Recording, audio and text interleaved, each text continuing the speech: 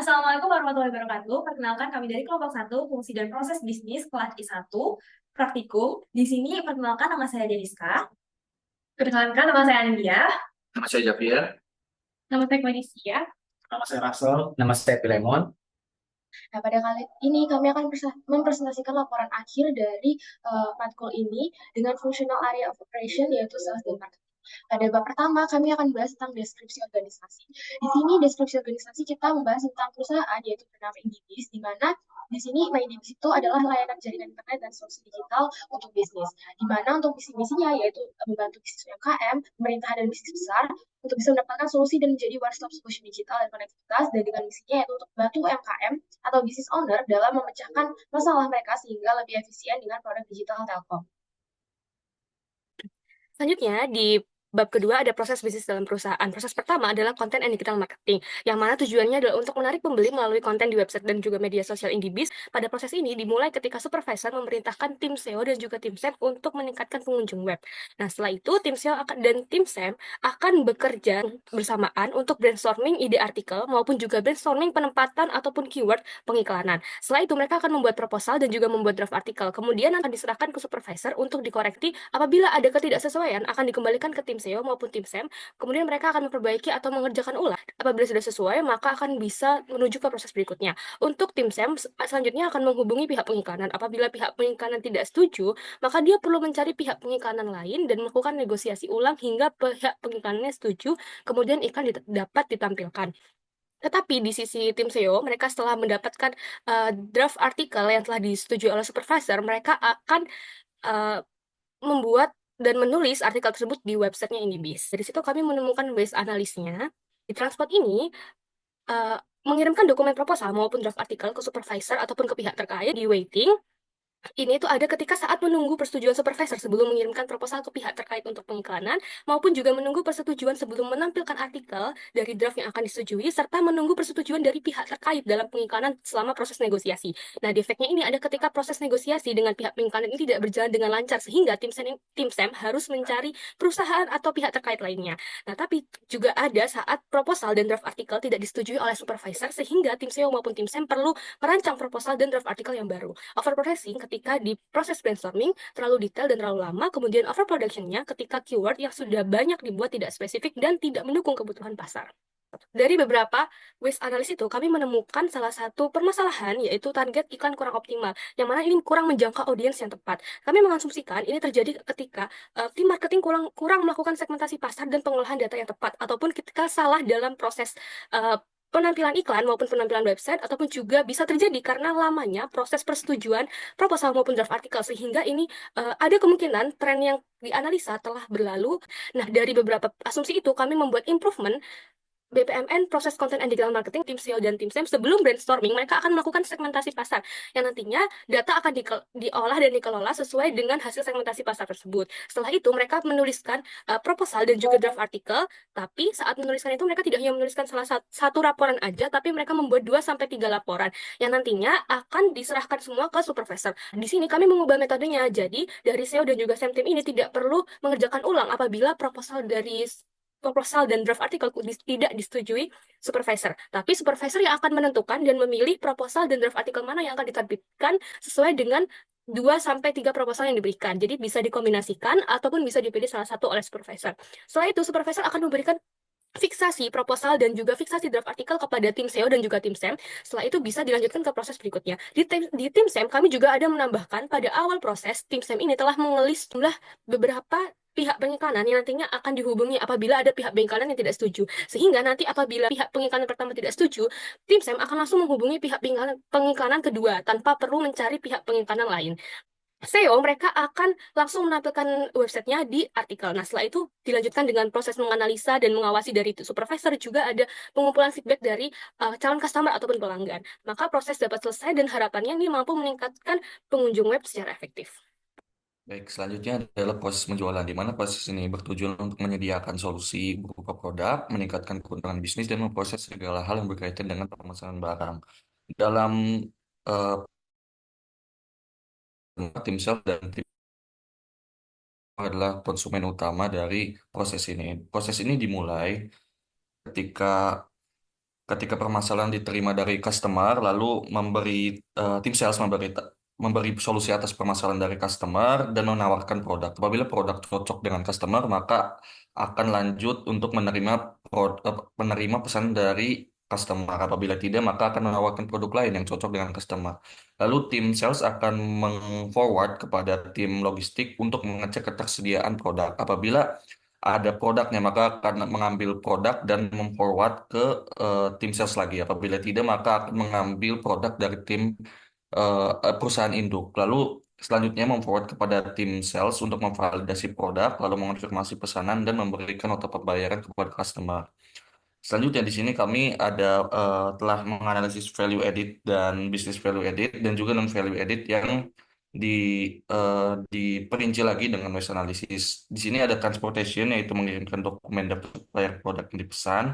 Motionnya mengambil produk dari gudang barang, inventory-nya stok produk yang tersimpan di gudang yang tidak berhasil terjual, waiting-nya customer menunggu proses konfirmasi pemesanan, defect-nya penawaran produk yang tidak sesuai dengan kemauan dan kebutuhan customer, lalu over processing-nya ada mengecek ulang konfirmasi pesanan, dan over production-nya ada kesalahan perhitungan pesanan yang mengakibatkan jumlah stok berlebih. Nah, dari permasalahan-permasalahan tersebut kita menyimpulkan ada permasalahan inti atau isu yang inti di sini adalah penjualan tidak sesuai dengan target, yang menjelaskan bahwa hasil penjualan itu lebih rendah dari target yang telah ditetapkan. Asumsinya banyak, kurang lebih ada kurangnya pemahaman tim sales, tidak ada parameter feedback dan lain sebagainya yang berdampak pada kualitatif perusahaan yang beresiko mengalami penurunan pendapatan. Nah, dari permasalahan tadi kami mengimprovisasi dari pembetulan dari BPMN-nya. Di sini kami tidak mengotak-ngatik yang lainnya, tapi hanya menambahkan di sini ketika setelah memvalidasi pembelian produk di situ kan ada proses transaksi yang harusnya memastikan proses transaksi itu mesinnya itu dapat digunakan, sehingga ketika proses transaksi itu akan berjalan dengan baik. Apabila proses ini dihilangkan, maka akan timbul permasalahan lain. Lanjut ke proses.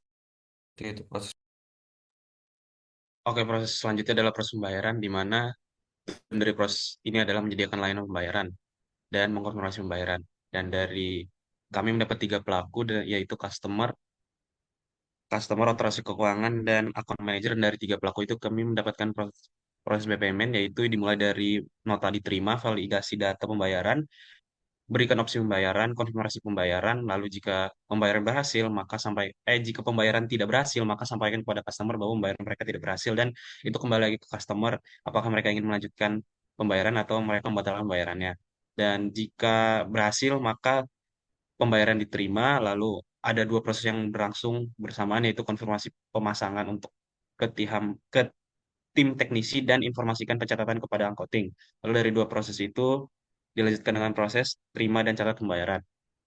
Lalu dari BPMN tersebut kami mendapat value edit, dan dari value edit kami mendapat waste analysis, yaitu di transportation, yaitu ada otoritas keuangan yang menyerahkan dokumen pelaporan pembayaran ke akuntan, dan di motionnya tidak ada, dan di inventory banyak laporan pembayaran yang diterima dalam waktu yang sama untuk diproses menciptakan tumpukan laporan. Lalu di waiting itu menunggu pembayaran dari customer ya, dan di defect-nya itu ada pembayaran dari customer yang batal terjadi, dan prosesnya itu ada pastikan laporan keuangan berkali-kali. Dan dari waste analysis ini kami mendapatkan isu documentation, yaitu keterlambatan proses konfirmasi pembayaran, yaitu ketika konfirmasi pembayaran dari pelanggan itu kita menunggunya terlalu lama dari waktu yang seharusnya, dan asumsinya itu ada gangguan sistem dari customernya, salah perhitungan dan lain-lainnya, dan itu memberikan dampak, yaitu sebenarnya menjadi memperbaiki BPMN-nya, dan dari kami sendiri bahwa di BPN-nya itu setelah optimal, jadi tidak ada perbaikan. Oke, selanjutnya kita masuk ke proses selanjutnya, itu Customer Relationship Management, yang tujuannya adalah untuk menjaga hubungan baik dengan konsumen, di mana ada dari customer, kemudian tim sales, account manager, dan customer support. Lanjut ke proses yang terjadi di Customer Relationship Management.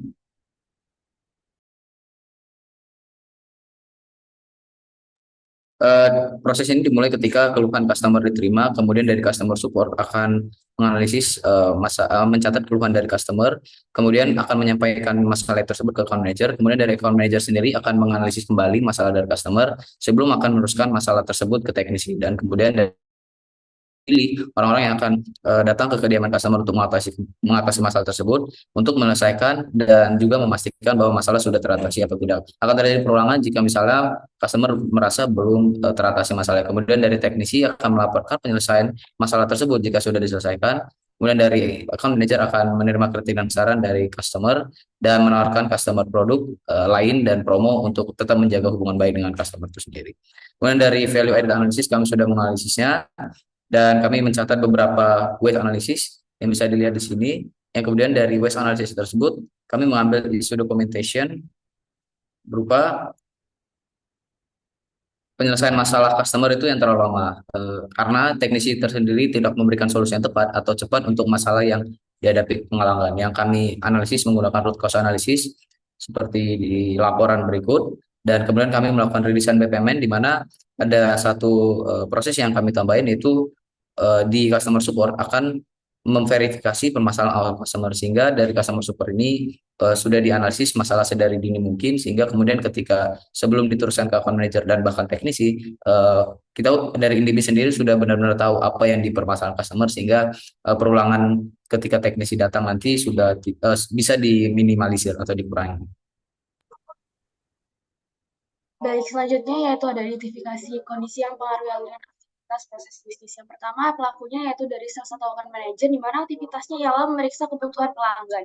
Di sini jika ada dua kondisi, jika sesuai dan jika tidak sesuai. Jika sesuai, sales atau account manager akan memeriksa kebutuhan pelanggan dan mencocokkan dengan produk yang ada. Dan jika tidak sesuai, maka mereka akan memberikan alternatif lainnya. Lalu selanjutnya ialah pelakunya ada customer dan juga aktivitasnya ialah melakukan instalasi produk. Ada dua kondisi yaitu tidak sesuai dan juga sesuai, di mana jika kondisi sesuai, maka tim maka pesanan customer akan diproses dan jika informasi tidak lengkap maka tim sales akan diminta informasi tambahan untuk melengkapi informasi pesanan tersebut. Dan selanjutnya ada dari teknisi dan juga pelaku ada customer support dan juga ada di marketing team.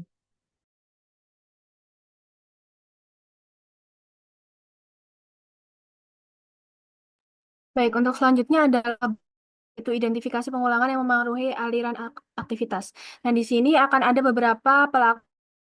Yang pertama adalah sales dan accounting. Nah, di sini produk sales atau AM memeriksa kebutuhan pelanggan dan mencocokkannya dengan produk yang ada. Jika produk yang ditawarkan sesuai dengan kebutuhan pelanggan, maka akan terjadi pengulangan pemesanan. Untuk selanjutnya adalah customer, dan di sini aktivitasnya adalah membuat pesanan. Customer melakukan pesanan dan jika informasi tidak lengkap, sistem atau sales akan meminta informasi tambahan. Untuk selanjutnya adalah marketing team. Dan aktivitasnya adalah untuk menganalisis feedback pelanggan. Dengan tim marketing menganalisis feedback dan di dalam analisis ini dilakukan berulang-ulang sesuai dengan feedback yang masuk dan peningkatan layanan yang ada. Selanjutnya adalah customer support, yaitu menanggapi keluhan pelanggan.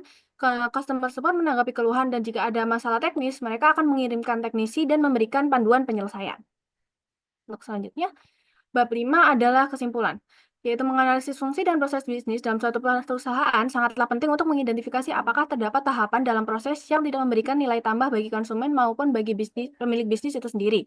Berdasarkan hasil analisis kami terhadap perusahaan Indibis, kami menyimpulkan bahwa Indibis masih belum efektif dalam menjalankan proses perusahaan bisnisnya. Hal ini terlihat dari banyaknya tahapan yang tidak memberikan nilai tambah bagi konsumen maupun bagi perusahaannya itu sendiri.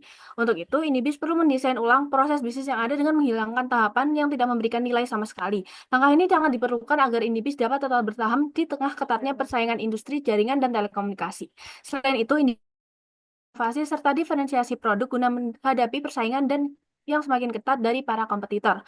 Oleh karena itu, Indibis perlu mengambil beberapa langkah berikut untuk menjawab tantangan dari tersebut. Yang antara lain adalah yang satu, melakukan analisis mendalam dengan memecah secara rinci setiap tahapan dan proses bisnis yang ada saat dijalankan. Yang kedua adalah mempertahankan tahapan yang telah memberikan nilai tambah bagi konsumen dan perusahaan, serta menghapus atau mengevaluasi tahapan yang belum pernah memberikan nilai tersebut. Selanjutnya, yaitu yang ketiga adalah meningkatkan inovasi dan diferensiasi produk agar lebih banyak menjangkau konsumen baru dan menghadapi persaingan ketat dari kompetitor. Dan yang terakhir adalah melakukan pemantauan dan kontrol ketat terhadap setiap tahapan dalam proses bisnis yang telah didesain ulang untuk memastikan apakah redesign tersebut sudah efektif atau belum. Diharapkan dengan adanya laporan ini, kami dapat memberikan kontribusi bagi perusahaan Indibis untuk tetap bertahan dan menjadi salah satu perusahaan jaringan telekomunikasi terbaik di Indonesia. Baik, sekian cukup presentasi dari kami. Mohon maaf apabila ada salah kata. Kami cukupkan. Wassalamualaikum warahmatullahi wabarakatuh. Ikan pari makan di sawah. Terima kasih Bu Enda.